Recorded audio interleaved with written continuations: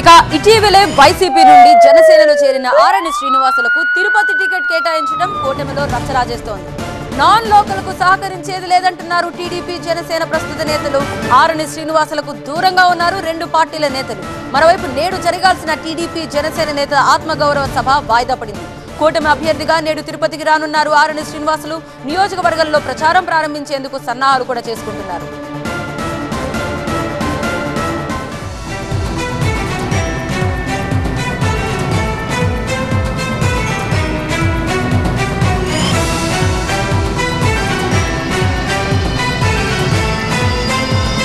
So మనకి కొన్ని ఫ్లెక్సీలు కనిపిస్తున్నాయి. గో బ్యాక్ ఆరణి శ్రీనివాసులు అనే పేరుతో మనకు కనిపిస్తున్నాయి. బికాస్ ఇటీవలే పార్టీలో చేరారు.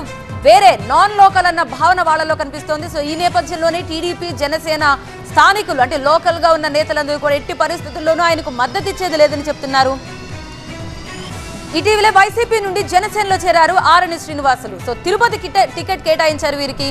కూటమిలో ఇదే ఇప్పుడు విషయం రచ్చరాజేస్తోంది. నాన్ లోకలకు ఎట్టి పరిస్థితుల్లోనూ సహకరించేది లేదంటున్నారు టీడీపీ జనసేన నేతలు. ఆరణి శ్రీనివాసులకు దూరంగా ఉన్నారు రెండు పార్టీల నేతలు. మరోవైపు జరగాల్సిన టీడీపీ జనసేన నేతల ఆత్మగౌరవ సభ కూడా నేడు వాయిదా పడింది. కూటమి అభ్యర్థిగా నేడు తిరుపతికి రానున్నారు ఆరణి శ్రీనివాసులు.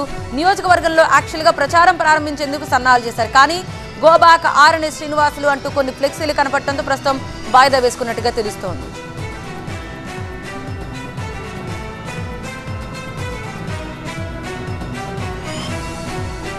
సో ప్రస్తుతం ఇదే అంశానికి సంబంధించి ఆరణి శ్రీనివాసులు మాట్లాడుతున్నారు. లైవ్ లో చూద్దాం.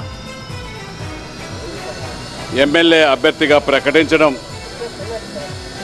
ఏడుకొండల వెంకటేశ్వర స్వామికి నమస్కారాలు తెలియజేసుకుంటూ, అదేవిధంగా నడివీధి తిరుపతి పట్టణ నడివీధి గంగమ్మ ఆలయంలో గంగమ్మ ఆశీర్వాదాలు తీసుకొని ఓ తిరుపతి పట్టణ ఎమ్మెల్యే అభివృద్ధిగా ఈ మొట్టమొదటిగా అభ్యర్థిగా రావడం, గంగమ్మ తల్లిని పూజలు చేసుకోవడం, ఆమె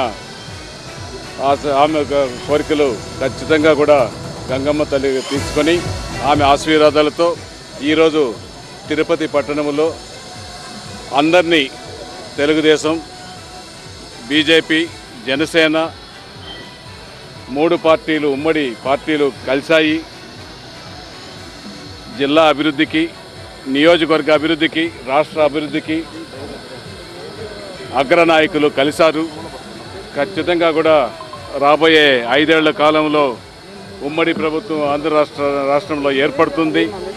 అభివృద్ధికి అన్ని విధాలుగా అందరూ కలిసి ముందుకెళ్తున్నామనేసి కూడా గంగమ్మ ఆశీర్వాదాలు కోరుకోవడం జరగడం, దానికోసం ఈరోజు ఇక్కడికి రావడం, మొట్టమొదటిగా ఈరోజు రావడం మన అందరికీ కూడా తెలిసిన విషయం అనేసి కూడా తెలియజేసుకుంటున్నా.